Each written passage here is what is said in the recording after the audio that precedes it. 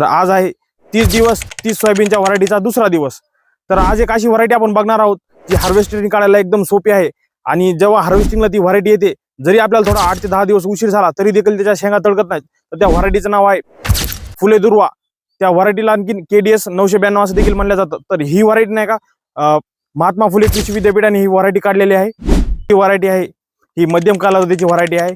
जवळपास 95 ते 100 दिवसात ही हार्वेस्टिंगला येते.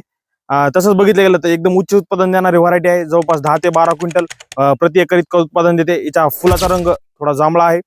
आणि त्यासोबतच आणखीन रोगाबद्दल जर बघायला गेलं तर तांबारे रोग, त्यासोबतच बॅक्टेरियल ब्लाइट आणि जे त्याचे दाणे असतात ना त्याच्यावर असे पर्पल कलरचे असे ठिपके पडत नाहीत.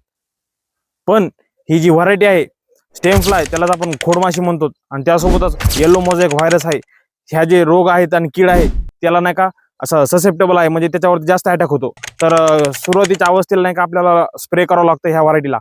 आणि सगळ्यात मोठी गोष्ट, आता ही जी व्हरायटी आहे ती काळ्या जमिनीवर एकदम चांगली येते आणि पाऊस जर चांगला असेल तर एकदम चांगल्या प्रकारे येते. पण जर हलकी जमीन असेल आणि पाऊस कमी असेल तर अशा वेळेस नाही का ही व्हरायटी आपण लावायला नाही पाहिजे.